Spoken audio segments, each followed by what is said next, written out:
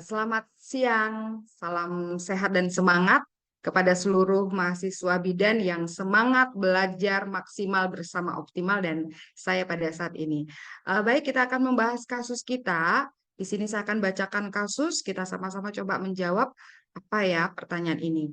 Ya, seorang perempuan umur 30 tahun, G2, P1A0, hamil 38 minggu, datang ke praktek mandiri bidan dengan keluhan perut mules sejak tadi malam, pusing dan pandangan mata kabur.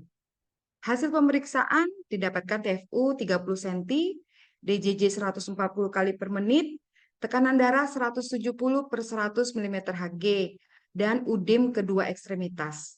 Protein urin dipstick positif 2, dan periksa dalam pembukaan 3 cm, ketuban positif teraba kepala, penurunan di HOT1+.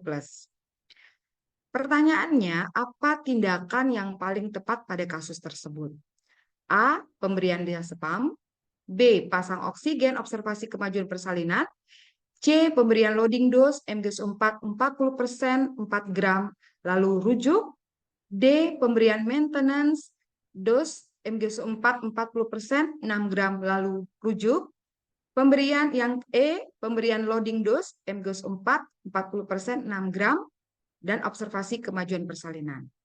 Yuk, adik-adik atau mahasiswa kebidanan, saya berikan waktu 2 menit untuk menjawab. Apa kira-kira jawabannya ya? Apa tindakan yang paling tepat pada kasus tersebut? Oke, sudah 2 menit ya. Baik, apa kira-kira jawabannya? Ya, jawabannya adalah C. Pemberian loading dose mg4 40% 4 gram dan lalu dirujuk. Ya, yang pertama di sini kata kunci yang harus pada saat menjawab, kita harus tahu dulu kondisi dari pasien sendiri.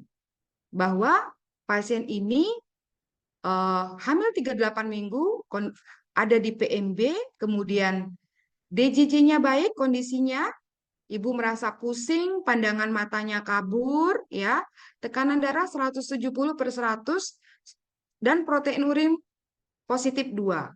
Sudah ada pembukaan 3 cm.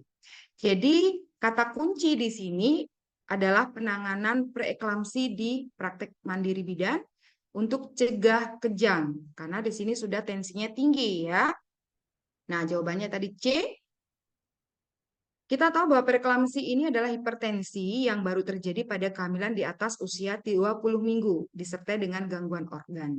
Dan kasus preeklamsi diagnosanya ini ditegakkan dengan tekanan darah lebih dari 140 per 90 dan adanya protein urin.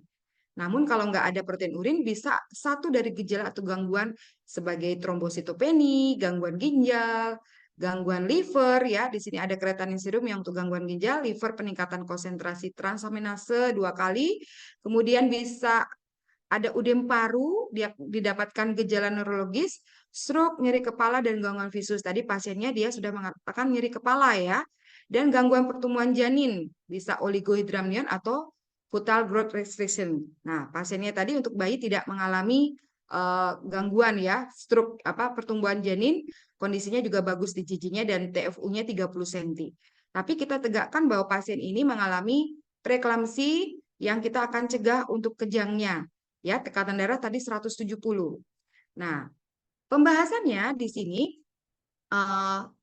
bahwa penanganan yang tepat adalah pemberian mg4 ya, loading dose untuk mencegah preeklamsi karena ini adalah lini terdepan di PMB dan pasien harus dirujuk.